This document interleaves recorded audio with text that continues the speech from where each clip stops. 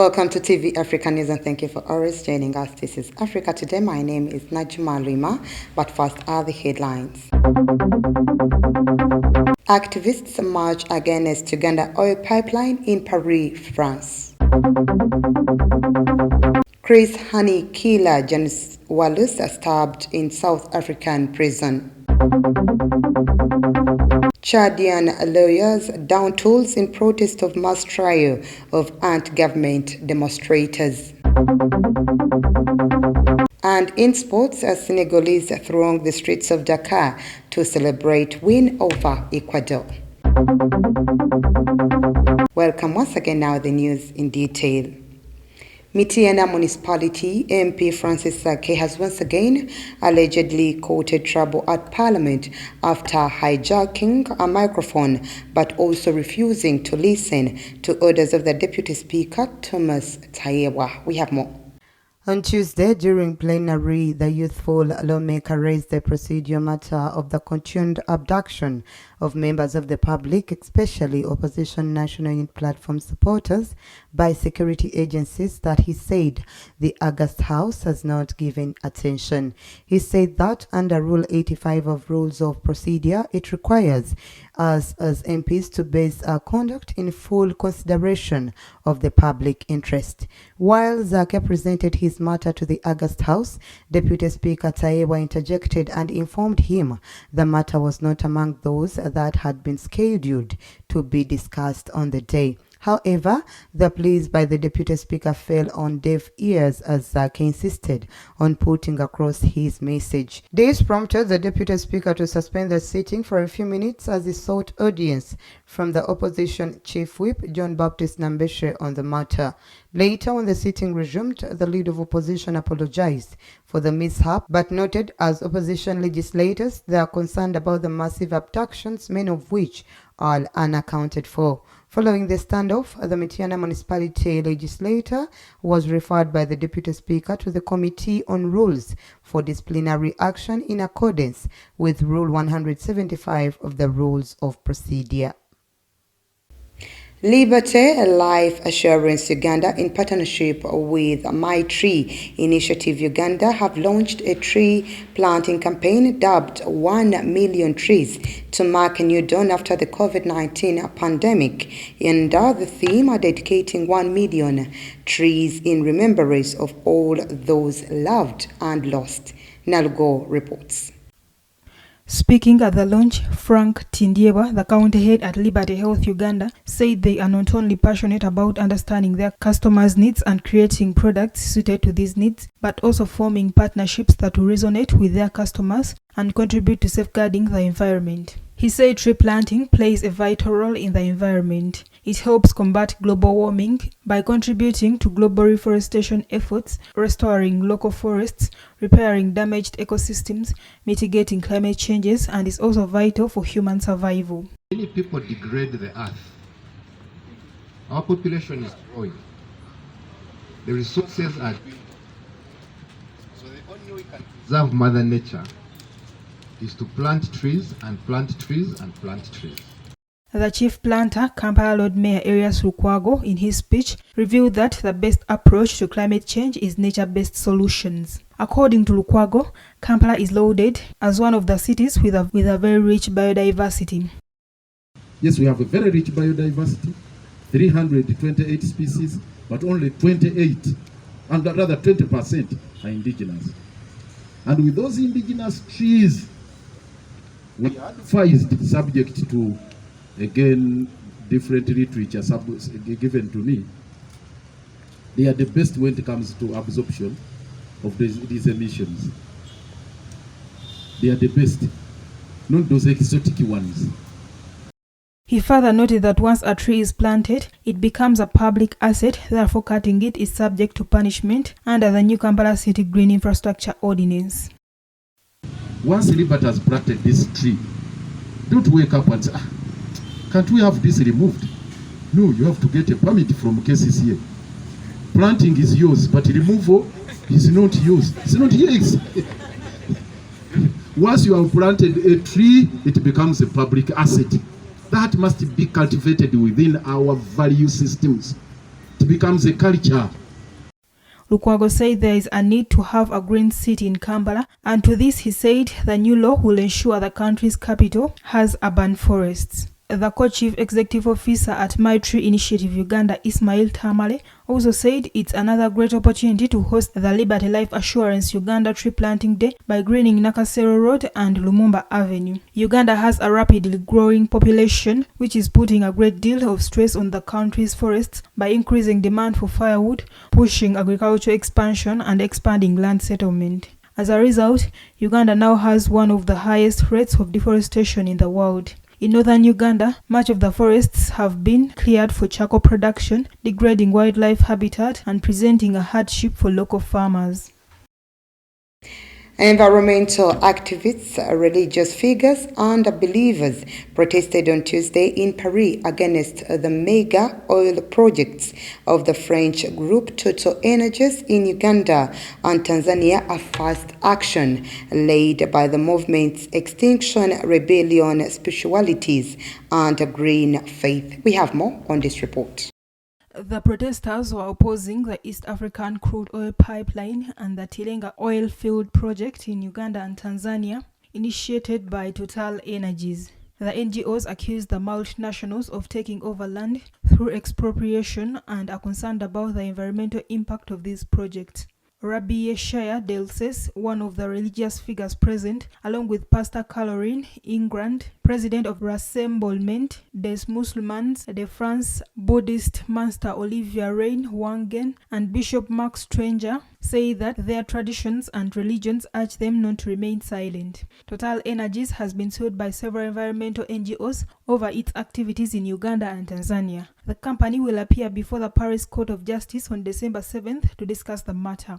The associations are targeting two colossal projects that are intrinsically linked. The Tilenga project, a 419-well drilling project in Uganda, one-third of which is in the Murchison Falls National Park, and the East African Crude Oil Pipeline project, the world's longest heated oil pipeline, which crosses Tanzania over nearly 1,500 kilometers, crossing several protected natural areas. Let's take a quick break. We will be right back.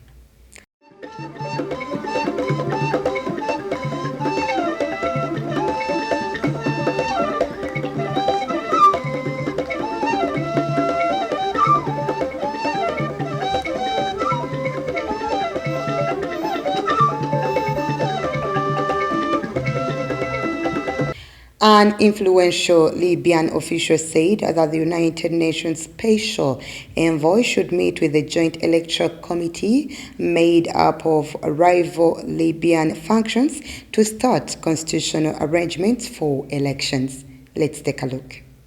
Aguila Saleh, the influential speaker of Libya's East-based parliament, was speaking to reporters in Cairo after meeting Arab League Secretary General Ahmed Aboulgate. Saleh said the Joint Committee could send their recommendations to the High National Electoral Commission, which would then be responsible for holding elections. Earlier this month, Abdoulaye Bathil, the new UN Special Envoy for Libya, warned that the first anniversary of Libya's postponed elections is quickly approaching and that further delaying a vote could lead the troubled North African nation to even greater instability, putting it at risk of partition. Saleh said that the Libyan executive body's term is over, calling for a peaceful transfer of power and a return to previous electoral procedures.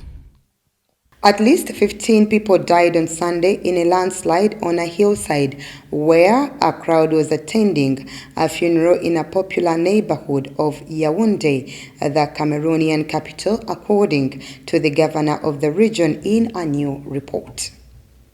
A few hours after the tragedy, Nasseri Paul Beyer, the governor of the Central Region, announced on the state radio CRTV that 11 people had died, but that the search was continuing for possible other victims. A little further on, people entered two modest houses, one by one, to offer their condolences to two families who had lost their loved ones in the tragedy. One of them was a cab driver. His vehicle is still parked in front of the family home. Late Sunday afternoon, at least one tent among several others, housing dozens of participants in a ceremony to honor 5 members of an association who died this year, was swept away by a landslide. 4 bodies had been quickly evacuated, covered with a white sheet on the flatbeds of 3 police pickups, and other rescuers then gradually removed 11 new deceased people before stopping their search around 11 p.m. In the vicinity of the Westland, there are relatively well-to-do houses in good condition and very precarious dwellings like those, countless sometimes made of wood and sheet metal, which cover the sides of the 7 hills forming part of the relief of the Cameroonian capital, populated by more than 4 million inhabitants.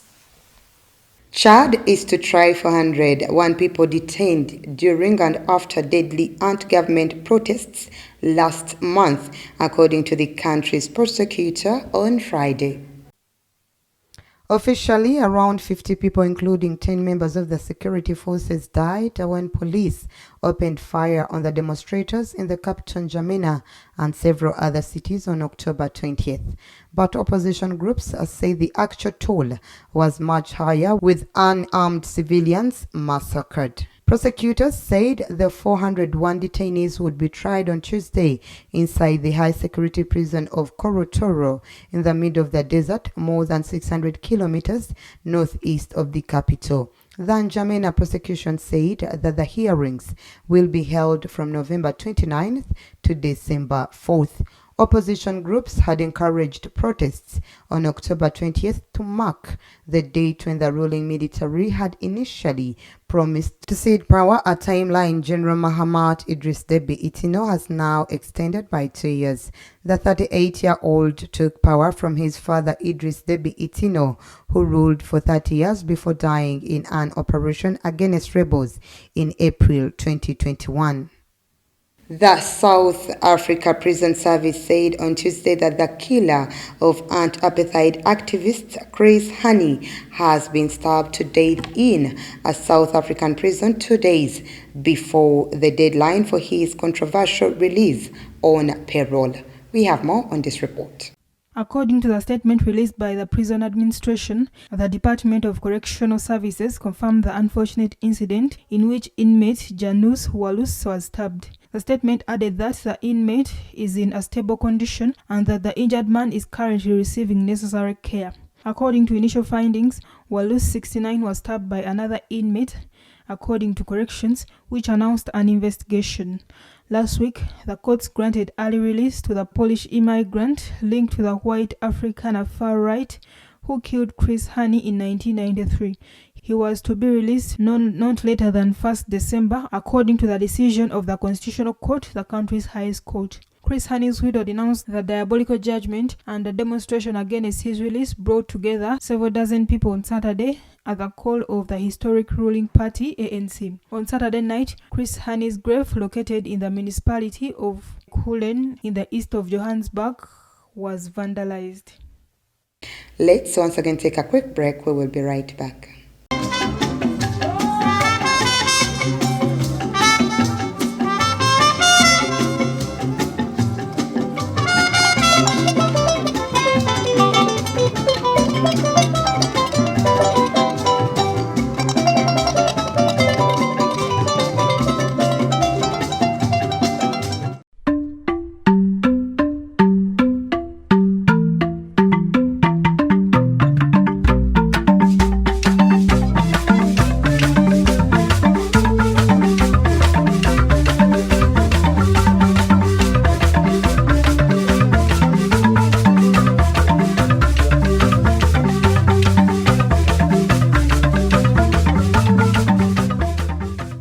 Welcome back. You're still watching TV Africa News, the right to know. In our business news today, the French Bangwete, Algerian Ray Music, and Tunisia's Harissa Condiment, all among this year's contenders for recognition as intangible cultural heritage by UNESCO, which started deliberations Monday in Morocco. We have more. The United Nations Culture Agency is examining 56 proposals for items to to add to its lists of intangible cultural heritage, including 4 in urgent need of preservation, including the pottery of the Cham people of Central Vietnam. This year's meetings in Morocco, which holds the organization's rotating presidency, are the first to be held in person since the coronavirus pandemic. UNESCO will treat its decisions starting from Tuesday afternoon.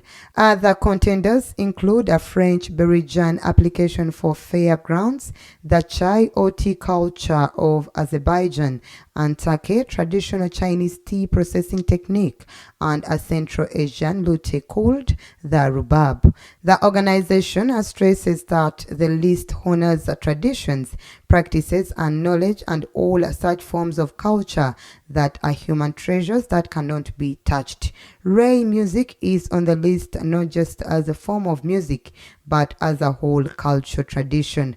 The 2003 Convention for the Safeguarding of the Intangible Cultural Heritage aims to safeguard and raise awareness about the intangible cultural heritage of the communities, groups, and individuals concerned.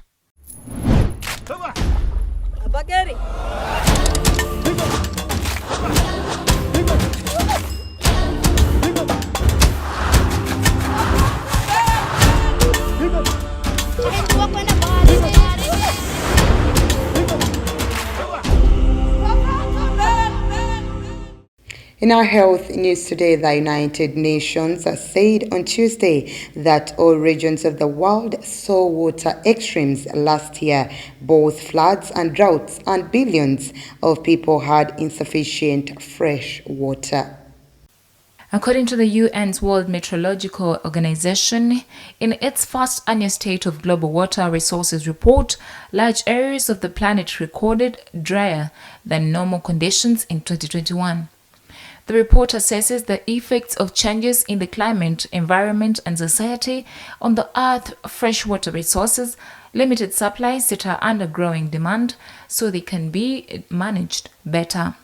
WMO head Petteri Talas say that the impacts of climate change are often felt through water, more intense and frequent droughts, more extreme flooding, more erratic seasonal rainfall, and accelerated melting of glaciers, with cascading effects on economies, ecosystems, and all aspects of our daily lives. The reports say that some 3.6 billion people face inadequate access to fresh water for at least 1 month per year. That is forecast to rise to more than 5 billion by 2050. Between 2001 and 2018, 74% of all natural disasters were water-related, according to UN studies.